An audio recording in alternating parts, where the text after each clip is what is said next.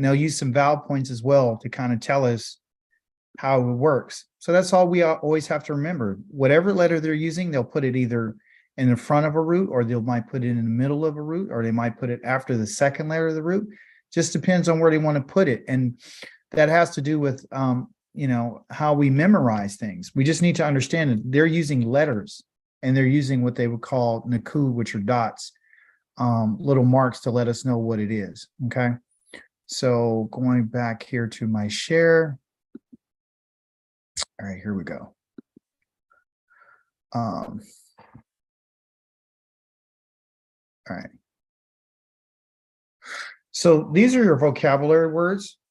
That 1, 2, 3, 4. I'll give you like 7 of them I see here, which is Kohen, a sorcerer, empty-handed, a statement, a na'um. A na'um is really a prophetic declaration. It's interesting. I didn't know this was going to be in our lesson today, but we covered what this is right here today, about the Most High doesn't want a person to, especially men, to come up to him empty-handed. That means we have work to do. Okay. A Kohen, of course, is one who's the foundation of the community. And then you have these other words that have to do with he bit, or a snake, or a whisper, a snake charmer. So I don't know why they're using this here, but those are your vocabulary words that they're going to be using. Okay. We are still dealing with present tense. Okay. We're still in the present tense. We've dealt with group number 1, which is a very simple action. Now we're going to cover groups 2, 3, and 4, right? So they're giving us an introduction to that. It says that we learned in group number 1, which we have right here, is the noon and the wa. And they tell you exactly where they're placed at. One is in, here after the first letter of the root right here. And then they have the next one right here at the front. So it tells you exactly where those letters are. So we've been focusing on those 2 things, okay? This one here right here is active, and then this one right here is passive. Let me tell you exactly what it is. And it's just memory, okay? And also it says this is true for the present tense verbs in group number 1. However, it says, what about the other groups, like the second group, the forceful, the third, the causative, the fourth, the do it on yourself? What about those? How do we use those in the present tense? And they said, they asked this question earlier, and the answer is that all you're going to do is you're going to use just one letter. Okay, that's all you're doing. You're adding in one letter. And that letter that they're going to be adding to the front is the mem, as you see right here. Okay. So here's the mem. Okay, there's a mem. They're adding it and tell you exactly what those groups are. Okay. So what it's saying, all we have to do now, instead of adding a noon, or a wa, what they're going to do is they're just going to add a mem to the front of them. So they got group number 2 that has going to have the mem, we got group number 3. And then the question they ask is, well, since those letters are all the same, how are you going to be able to tell the difference? Well, they're going to tell us that group number 2, which is the forceful group, has 2 dots. That's why it's group number 2. It's because it has 2 dots. We understand group number 3. Group number 3 has 3 dots. So they're saying all you're going to do is add this mem to the front, and you're going to put either 2 dots or 3 dots, or if it's the tav that was put on the front of the hith pael, then you're going to just add the mem and the tav right there. That's your group number 4 right here. This is number 4. Okay. This one right here is group number 3, which is causative. This one right here is group number 3. Okay. So then the question is like, well, how do you know which one is active and which one is passive? It's easy just to add the mem there, but so what are we going to do now? So there's going to give us some examples. Okay. So basically group number 2 is going to have 2 dots underneath that letter. Group number 3 is going to have 3 dots. Okay. So the number of vowels equals the number of the group. So it's group 2, 2 dots. Group 3, 3 dots. Group number 4 can also be identified easily because it has a tav. It's already had to add a tav. And so now what you're going to do is add a mem to it. And so it's going to look a certain way. So it gives us an example on page 105, which I took a look at just to refresh everything. And it's in chapter number 50. It's lesson number 15. So what I want to do right quick is I want to show you what that looks like. So in number 15, where's it at? There's 14, is 15. Yeah, here it is. All right, so when they gave us our introductory lesson to present tense, right? They gave us this first, page right here and had everything listed for us. Everything. So when we went over, it's like, oh, okay, that's group number 1. Okay, I get it. And we just went over the active, which is this. And then we went over the passive, which is this. Okay. This one is someone is doing the action actually themselves. And this one is something is being done to the person or the thing. The action is being done upon them, that's why they're using is being. Okay. Group number 2, as you see right here, has 2 dots right underneath the mem, just like it said is going to be. So all they did was just add that mem and put 2 dots underneath it. Pretty straightforward. Group number 3, again, has had 3 dots. This little line right here is representative of putting 3 dots together. And then they just join it together to make that, to look like that. And then these 3 dots right here, okay, under the mem. So if you notice, all of the group 2s and group 3 have exactly the same, right? So you'll be able to tell a group 2 by 2 dots and group 3 by 3 dots. But what determines whether something is an active or passive, because that's what we're gonna have to deal with, breaking it down to figure out, well, which one is active, which one is passive? You can see, let's just take group number 2, for example, with the 2 dots under the mem. Okay, they added the mem. What you're gonna see is they got this little sound right here, and then they got this sound. This sound, or this one right here, is the active one. This right here is the passive. Okay. That's what it is. And you know, it's a trip that I'm able to see right now. This is just amazing. What do you see in these? Look at the first letter and then look at the second letter. And then you tell me what happened. They're reversed. What did they do? Yes. They reversed them. They just reversed it. That's all they did. It's just a reversal. So let's just look at this one right quick. They got the 2 dots, which is on the first letter. Well, they took the 2 dots and they put them under the second letter. Then they took this ah sound right here and just put it under here. They reversed it. Down here, this is a reversal of this. Now, is that hard? No. All we have to remember is the reverse. So we know if it's group 2, we're going to have 2 dots on the first one. Well, then you would automatically know. If I want to understand what group 3 is, all I got to do is just, number 1, know it has 3 dots under the first letter, but then also 2, the 2 dots that were under 2 is going to be underneath 3. It's just a reversal. So it's not hard.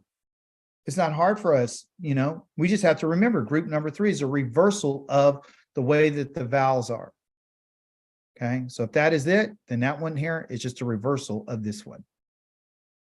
They just put the other one before the other one. They put the 2 in front of the one, the ah, and now it's the ah before the 2 dots. That's all it is. Same thing here.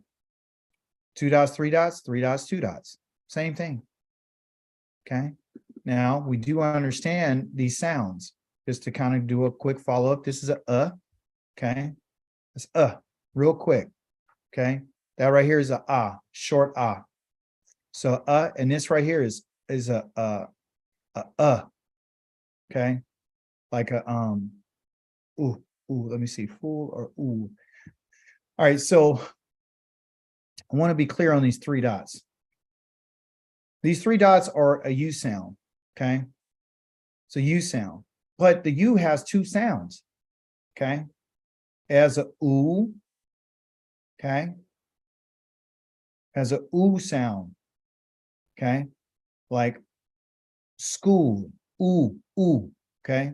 Not oh, ooh, okay?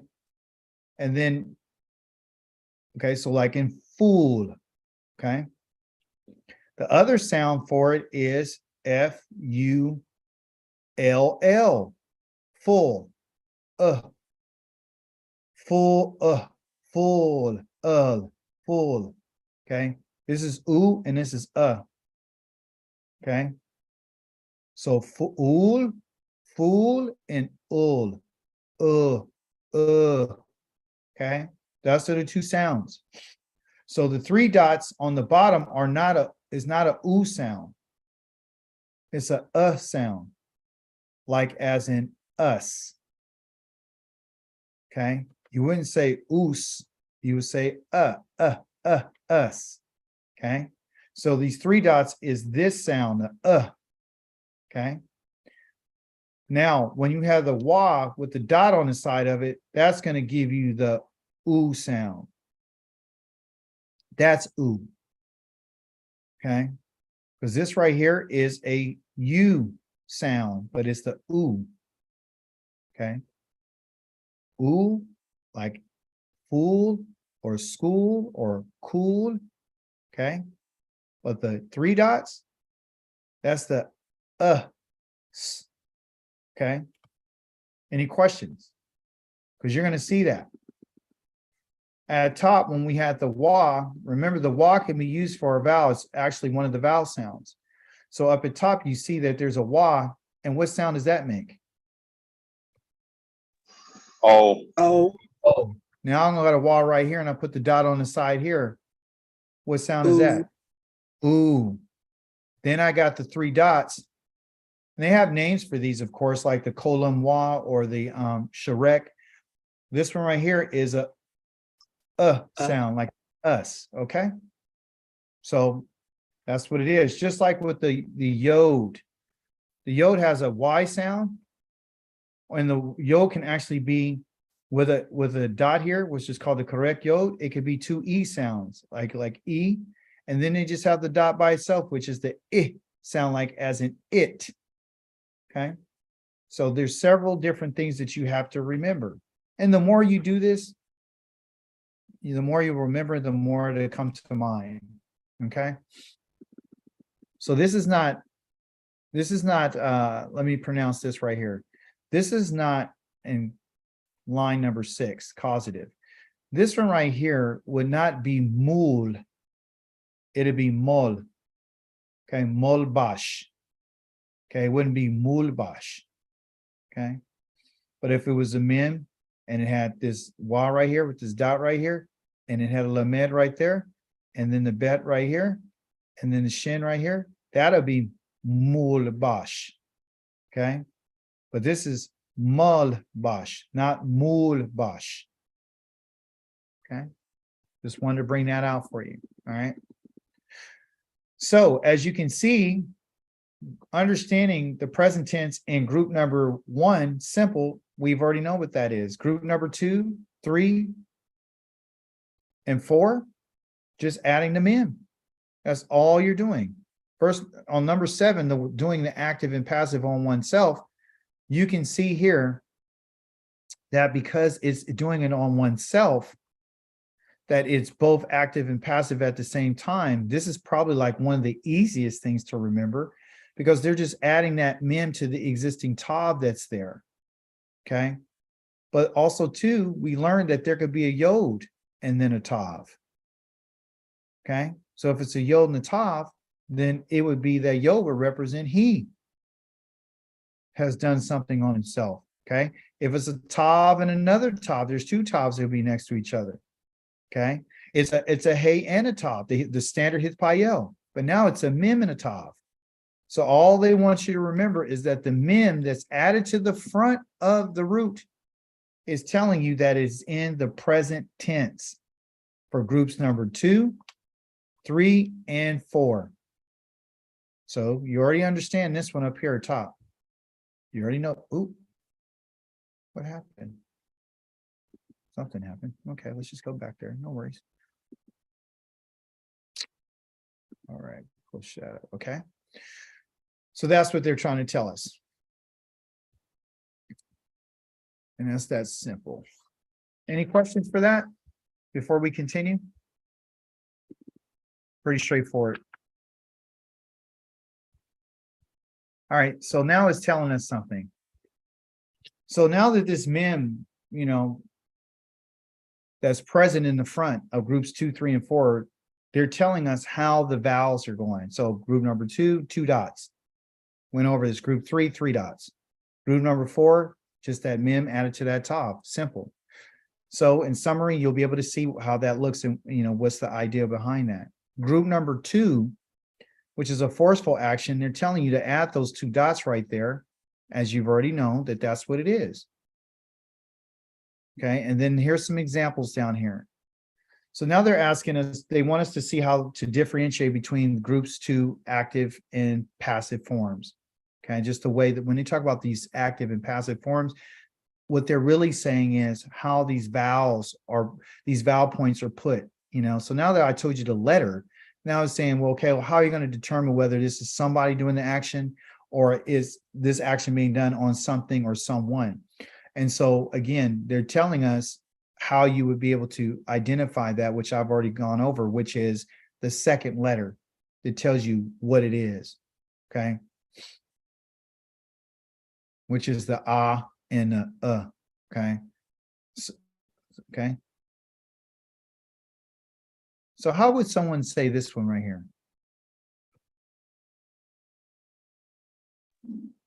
Which one?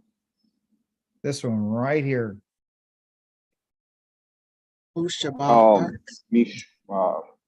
Yeah, Mashabar.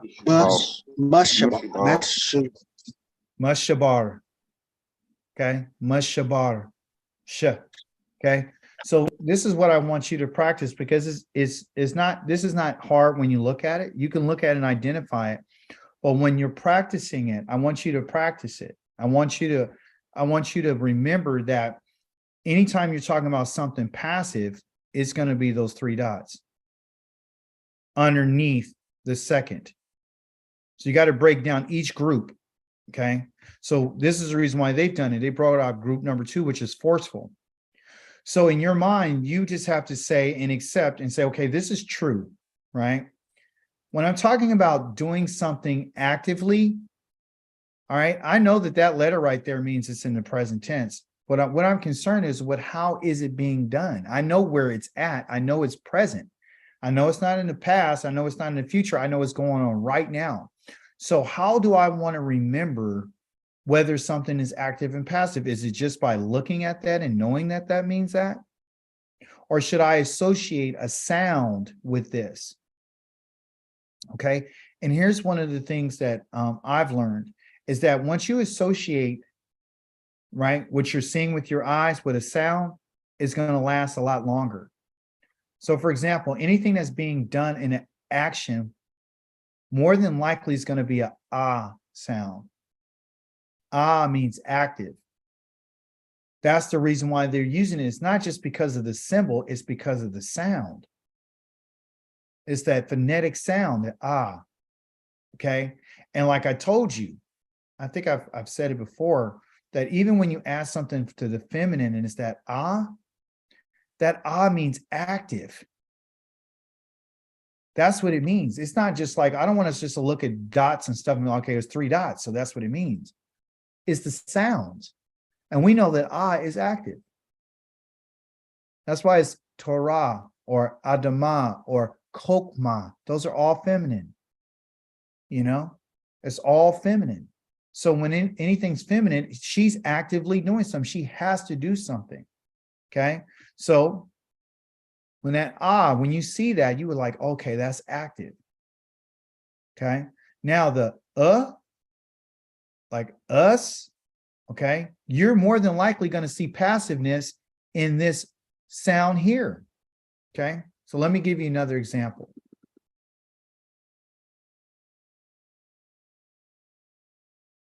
Let's look at the chart and I can show it to you. Back in 15 on lesson number 15, right here, they give us what it is. All right. So we know that group number 1 has these 2 letters. Okay. But every other group coming after that, okay, in 2 and 3, it's always going to be or see what I'm saying? It's always going to be that The active is always going to be a ah in both cases. It's always going to be active. Okay. So that's right there should tell you that, okay, so they're associating the sounds with active and passive. Ahs are always going to be this. Okay, so let me see something else. Let me see if I can quantify that with another lesson where they would break that down. Those are future tense. We've already gone over that. Did I put it up here? Past tense summary. Okay, let's see this one.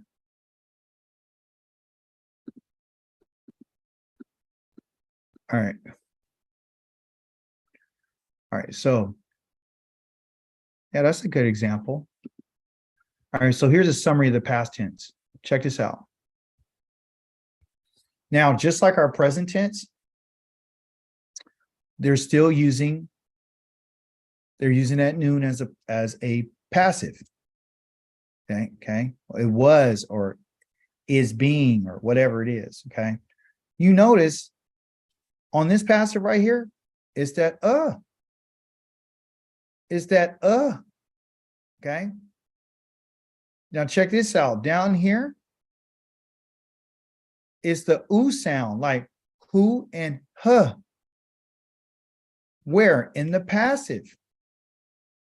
So this right here, these three dots, and just that, what you would call the U vowel sounds,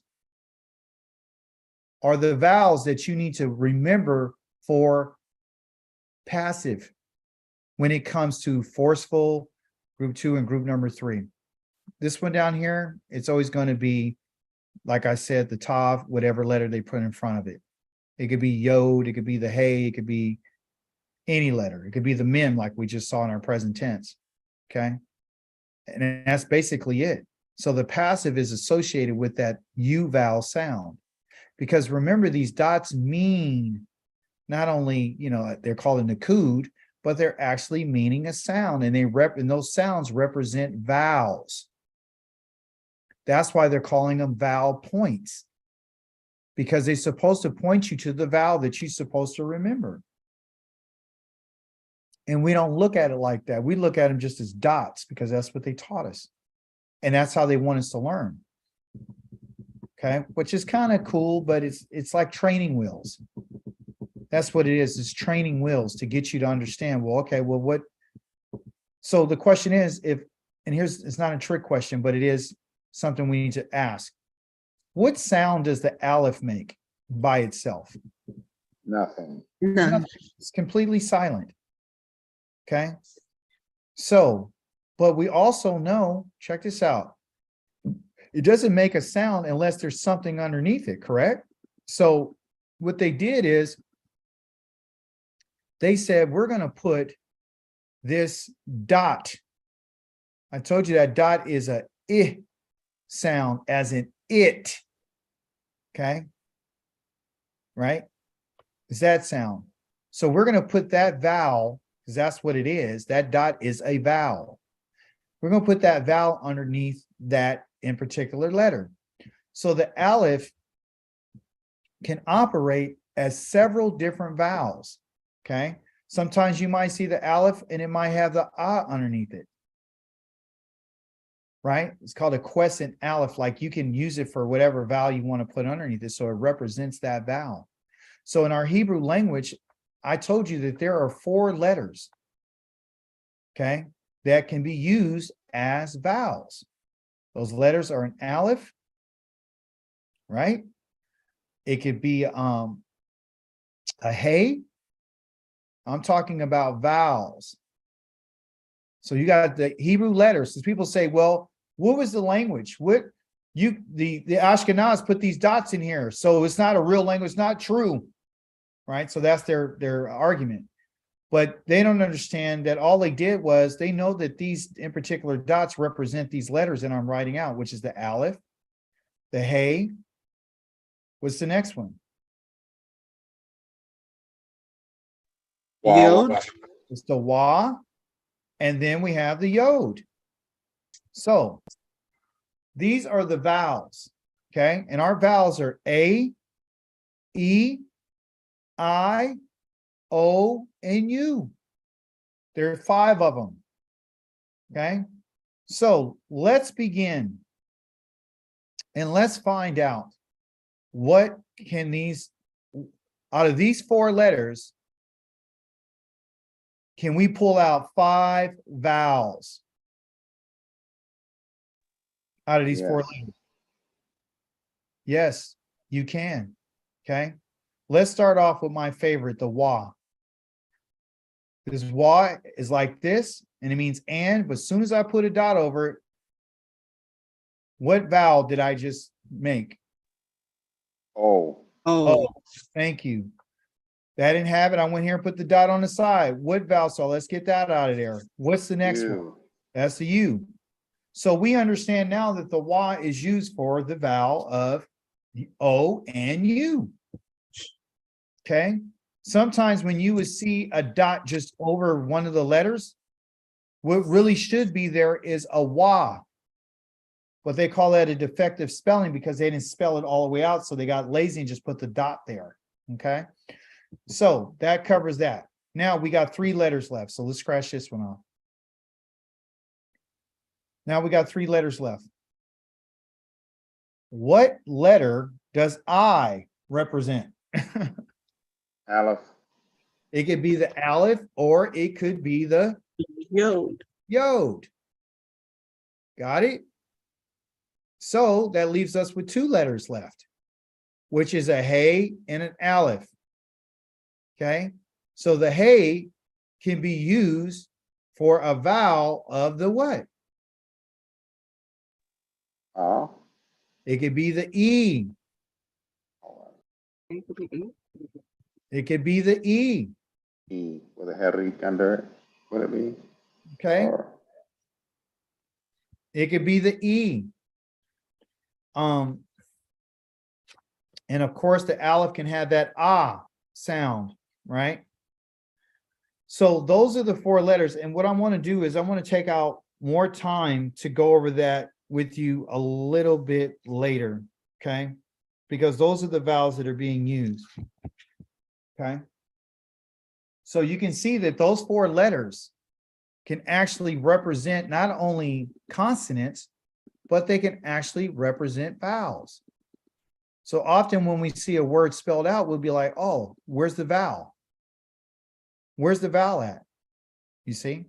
So, but we can't listen to this. We cannot, listen, we cannot start any, any word off. Okay, what word do you know that not in Hebrew? In English, you can start a word off with any vowel. In Hebrew, you can't. It's always going to be a consonant, vowel, consonant. I wrote it the wrong way. Consonant, vowel, consonant.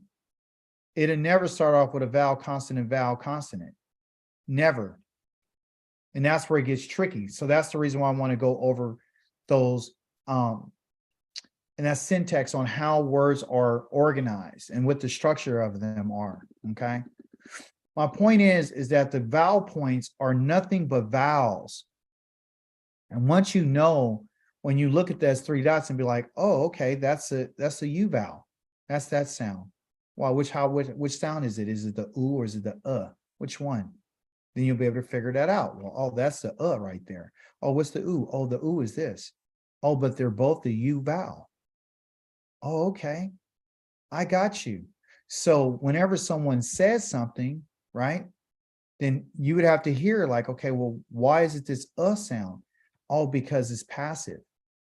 It means that something's happening onto something else, because if it was active, it would be an either a or e or I. It has to be one of those sounds, okay? Or it could be the thith, right? Or hith. It could be any of those. My point is that the U sound is predominantly passive. So once you accept that, you'll be fine. Okay. So anyone have any more questions? Because that's basically what this is. So don't lose sight of your sounds.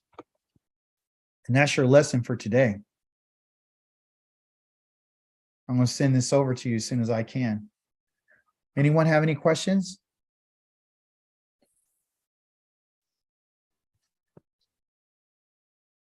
No? Okay. No Well, praise questions. Yah. Toda. Toda Rabbi, everyone. Thank you so much for attending today. Oh. Kavita, you and Dr. Urea, please stay on. Okay. תודה רבה, מורה. All right. Toda Rabbi, Ben Bey. אין דבר. Toda. Let's get rid of her. Move her. Yeah.